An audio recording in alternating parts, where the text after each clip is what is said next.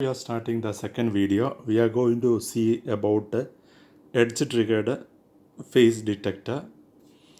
Now, edge triggered phase detector is an RS flip flop using NOR gates. Where the RF flip flop is triggered, that is, the output of the detector changes. Output of the detector changes its logic state on the positive edge of the input F in and F out. The graph of DC output voltage versus phase difference between F in and F out are shown in figure. Now, so here you already seen this, we already studied in the previous semester RS flip flop using NOR gate, and you can see this is F in and this is F out. When F in is going from 0 to high, output also go to 0 to high. Then when F in is going from high to low, there is no effect on the output. It will go to high to 0 when F out is going from 0 to high, that time it will go down. Similarly, when the F in go high, when F in is going high, that time output goes to high, and when F out is going from 0 to high, that time it will come down to 0. Now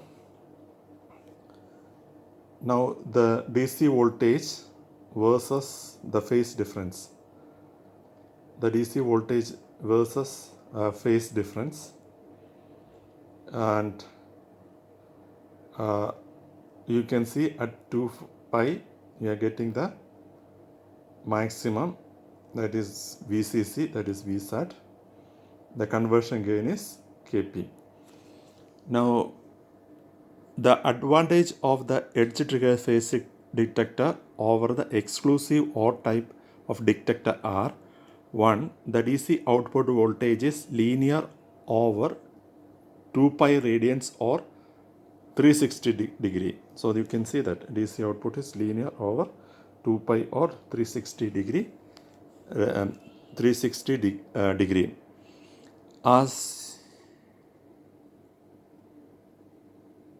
As opposed to pi radians or 180 degree in the case of exclusive OR detector. In the exclusive OR detector, you can see that till pi it is increasing, and after that it is decreasing slope. So here from 0 to 2 pi it is having a linearly increasing.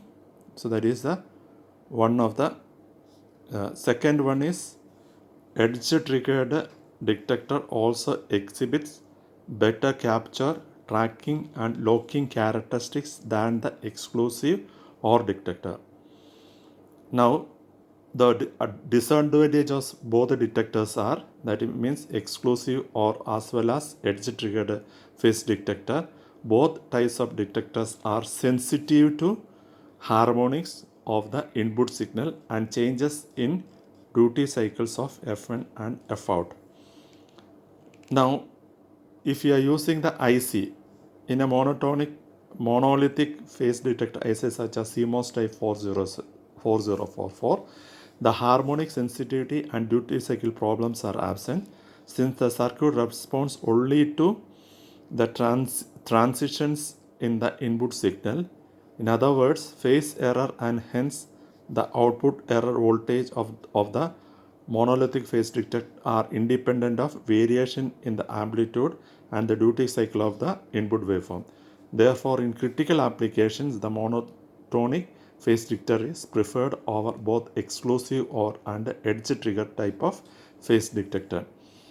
Now, when you are observing the block diagram of IC monolithic phase detector IC, this is the phase detector diagram. As you can see here, this is input. There are two phase frequency detector, and there is a charge pump and amplitude amplifier and output. So here according to you have to do the connections, and you can see the pi versus output voltage. It is also linearly vary from 0 to 2 pi.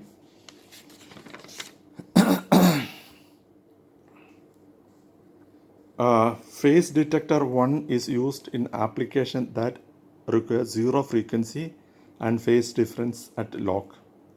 Phase detector 1 is used for application require zero frequency and phase difference at lock. On the other hand, if the quadrature lock is desired, phase detector 2 can be used.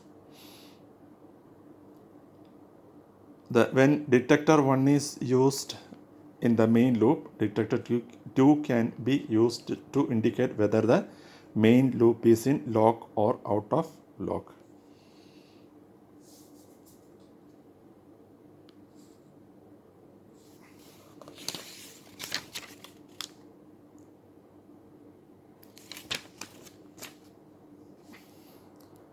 So here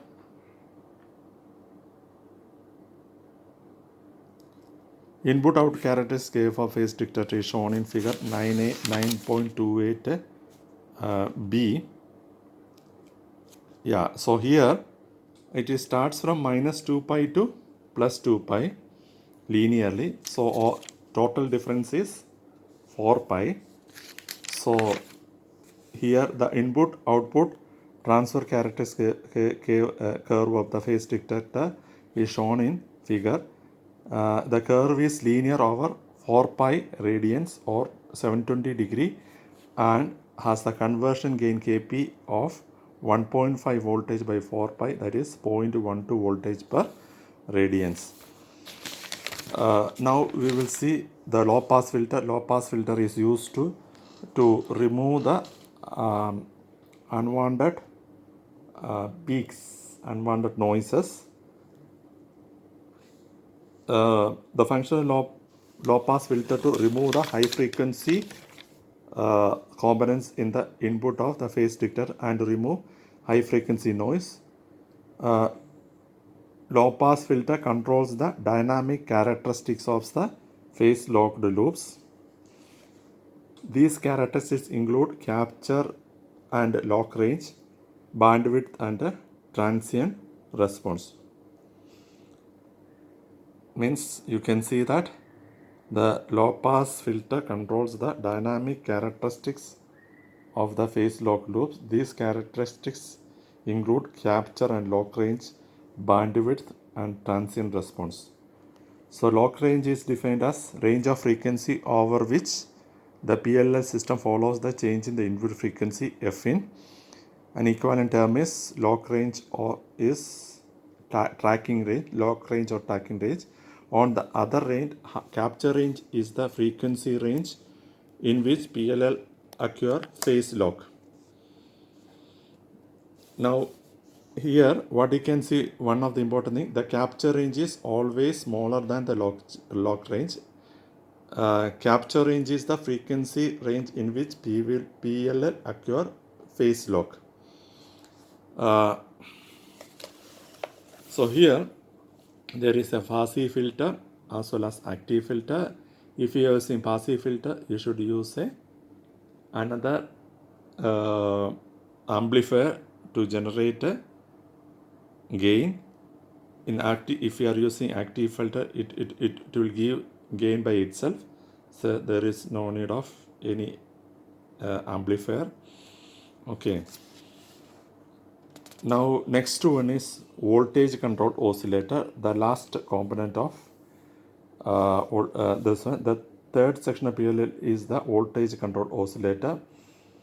The VCO generates an output frequency that is directly proportional to the input voltage. VCO generates an output frequency that is directly proportional to the input voltage.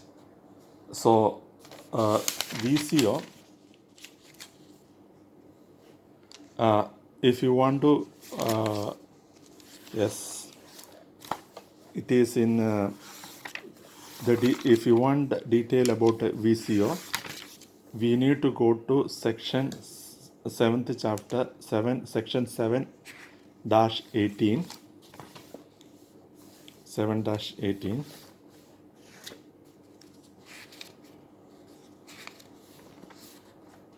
Yeah, 7-18.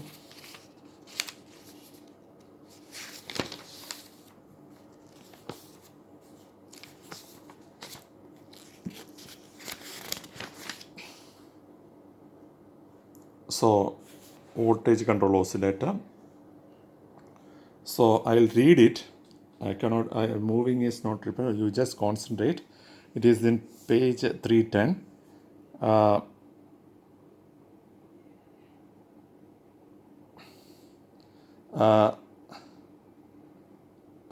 In applications such as frequency modulation FM, tone generators, and frequency shift keying, where the frequency need to be controlled by means of an input voltage called control voltage. This function is achieved in voltage control oscillator VCO, also called voltage to frequency converter. The typical example is Signetics NESC 566 VCO, which provides simultaneous square wave and triangular wave output as a function of input voltage. Now the frequency of oscillation is determined. So the block diagram is, you can see here. This is the block diagram of 566 IC 566. Here plus V voltage, here ground. The pin numbers 5, 6, 8, then 3, 4, 1, 7. So here the modulation input, that is DC voltage. There is a current source, then Smith trigger circuit, then buffer amplifier, here also buffer amplifier. So this is a block diagram.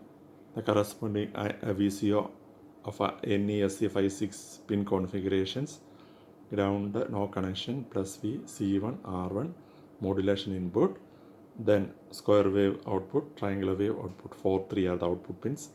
Okay, so here 5 is the input, here R1 and C1 you have to connect it in 6 and 7, and yeah, usually the 7 is connected to 6 is connected through R1, 6 is connected to through R1 to plus V, and 8 also plus V. You can see 8 also plus V. Now this is the actual connections. Here the modulating input, capacitor C, here the voltage to be controlling voltage VC. This is a voltage divider R2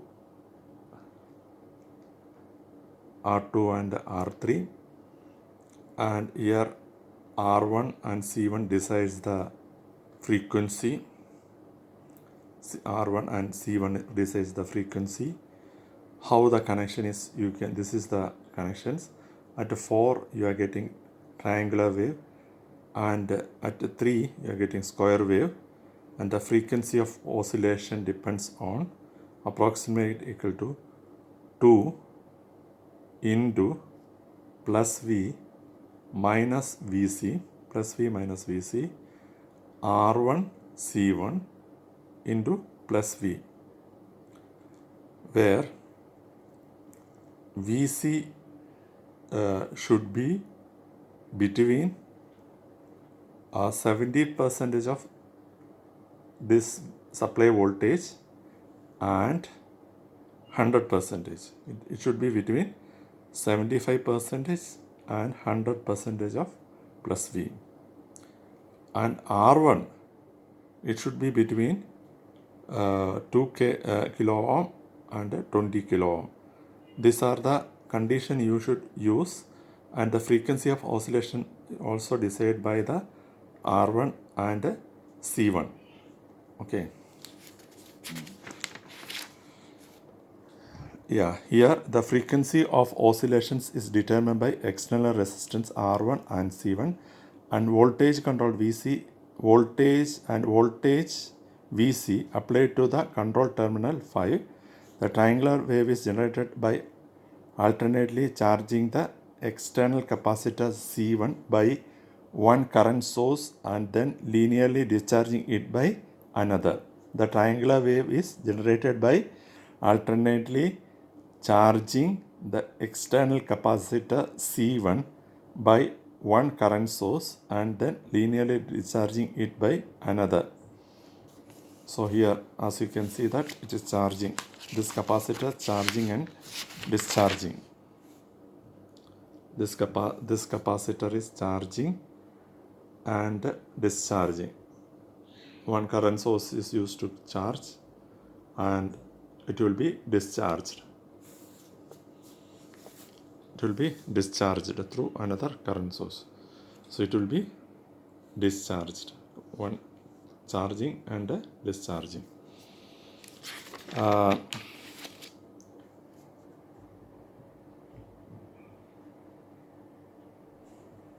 The charge discharge levels are determined by the Schmitt-Trigger action.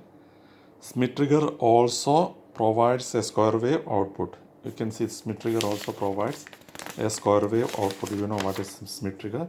Schmitt-Trigger provides a square wave output. Both the output waveforms are buffered so that the output impedance of each is 15 ohm. The typical amplitude of the triangular wave is 2.4 voltage peak to peak, and that of square wave is 5.4 voltage peak to peak. So R1 C1 combination determines the the circuit connection already shown with the R1 C1 decides the free running frequency. And control voltage VC at terminal 5 is set by voltage divider formed by R2 and R3, that already I told. So the voltage at VC should be 75% of plus V to 100% of plus V, already I told.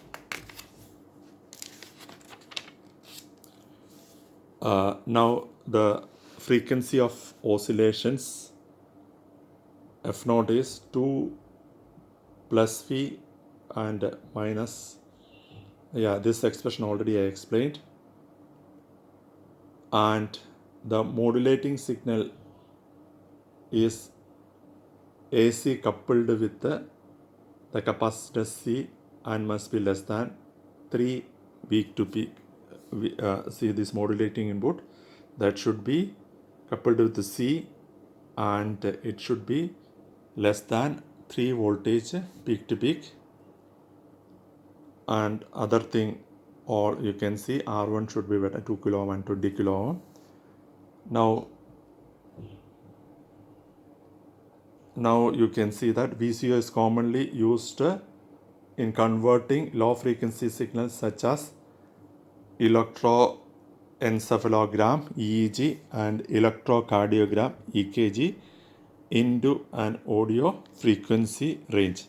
These audio signals can then be transmitted over telephone lines or two-way radio communication for diagnosis purpose, or can be recorded in a magnetic tape for the documentation or for the reference. So this is the applications of VCO. Now the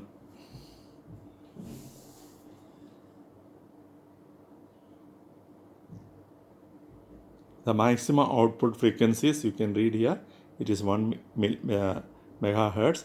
A small capacitor of 0.001 megahertz should be connected between 5 and 6.